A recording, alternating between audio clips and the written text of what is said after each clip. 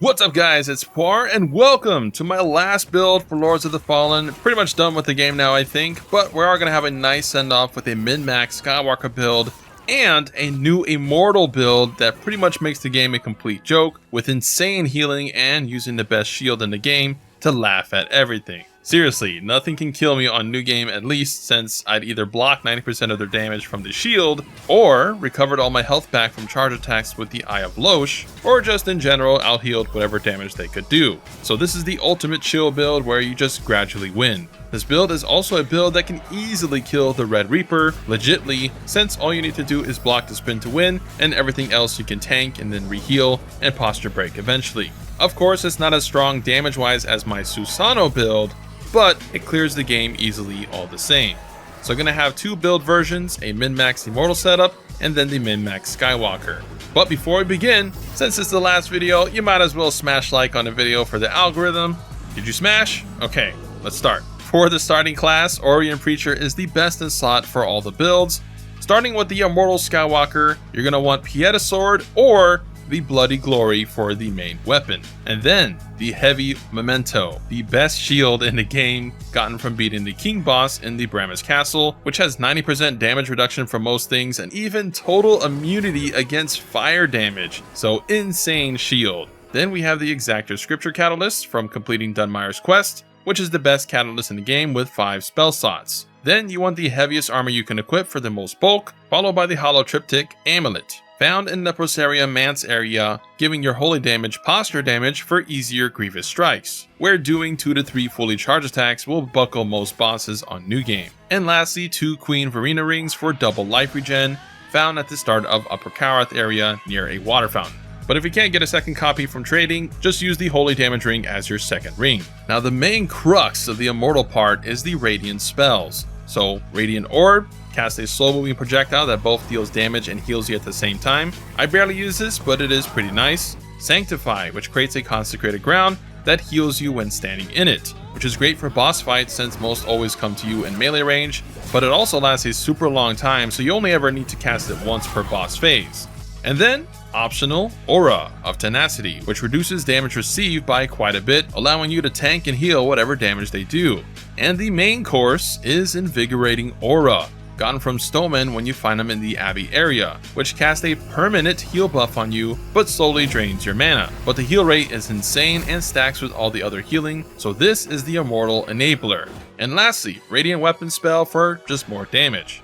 And for Umbral Eye setup, here is my setup. As I said before, Umbral Eye of Loche is your main one that allows you to tank hits during charge attacks and gain back whatever wither damage they do. So overall, pretty brain dead build. No dodges needed, no parrying needed, just block and charge attacks. Of course, wearing this heavy armor with this shield is impossible. So we go to the runes to fix that, and you want Gerlinda's rune from completing her quest with all the tablets, effectively killing Sparky, boo-hoo, but it removes all stat requirements and weight of any weapon, so now Memento's shield weighs nothing, and you don't even need to invest into strength to wield it beyond the 20 for Bloody Glory, so pretty OP. Then we have 2 Tummel runes, which you get by beating Debos in Umbral for some life regen. With 2 of those runes, you get 4 HP per second. And for Pieta, the best in slot damage setup is 2 Orion runes, which you can buy from Gerlinda after giving her the 3rd tablet, and 1 Relux rune that increases charge attack damage, since you'll be doing charge attacks for bosses. And the same rune setup applies to Bloody Glory. For stats, 125 PvP meta, except there isn't a meta because the multiplayer is broken. But for Bloody Glory's setup, you're going to want 20 strength, 70 radiance, or 75 if you can get there, 40 vit, and rest in 2 endurance. If using Pieta Sword, you save some points on strength to go 75 radiance at the cap, and the rest into vit and end. And from here, just invest more into those stats. So that's the min-max Immortal setup. To counter the mana degen from the auras, however, you will need to buy en masse mana regen stones and life regen stones too. Both can be bought from Gerlinda after giving her the 3rd tablet. But the mana regen is the one you'll have to spam often to upkeep the auras, which is a minor annoyance, but it's going to be worth it. And I mean, most people use the mana regen stones anyways to upkeep their mana. But with all that, my healing is so good and shield is so tanky that for normal progressing through a level, I toss out Triptych for Scornful Effigy, which is gotten from here. This cuts your HP in half, but boosts damage by 25%. So this nearly puts this build's damage on par with a min-max setup, and you'll rarely ever get 1 or 2 shot if you block smart. For bosses though, switch the triptych to survive better and you'll deal great posture damage, resulting in easy grievous strikes. So that's my Immortal Skywalker. Now, second build. For min-max Skywalker, here it is.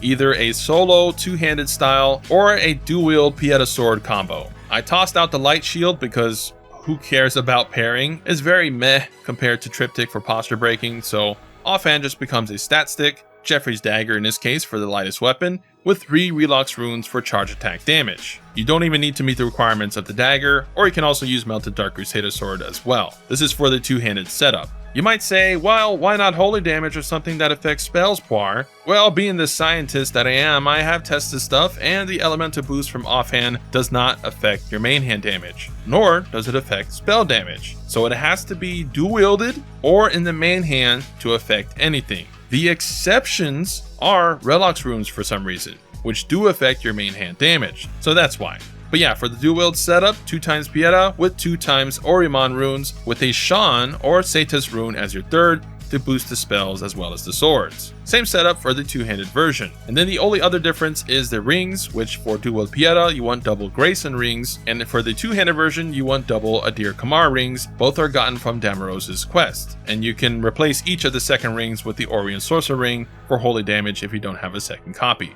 Spells. This is where Skywalker min-max goes a bit more offensive.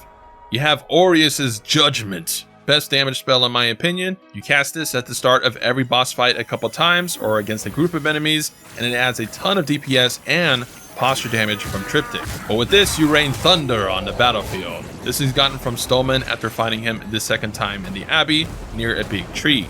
Second, Lucent Beam, gotten from doing Dunmire's quest and giving him the Umbral Tome. This thing has nasty DPS and can channel for quite a bit, melting small enemies quickly or some bosses by itself, so pretty OP spell. Then Radiant Weapon for more holy damage with stacks with Pietas. And the last 2 are your choice. For PvP, you want Pieta's Clone since they deal dump damage in PvP and auto target very well. And the 5th is either a buff like Tenacity or Invigorating Aura, or you can use Radiant Guardian from beating the Paladin boss in Tower of Penance, which is just extra passive damage that follows you around. After that, eye setup is the same as Immortal. You don't want Bloody Pilgrim for dual wield since you won't proc smite as often as you need to. So versus bosses, you're just going to spam charge attacks with Loche. And stats, again, just 75 Radiance, then max out Vit and Endurance as much as you can. Yay for build variety. And there you have it, my Immortal and Skywalker builds, min-maxed. In the background is the location for Bloody Glory. But yeah, hope you guys enjoyed. With that, I think my videos for Loft will end. So hope you guys like the content I made for the game.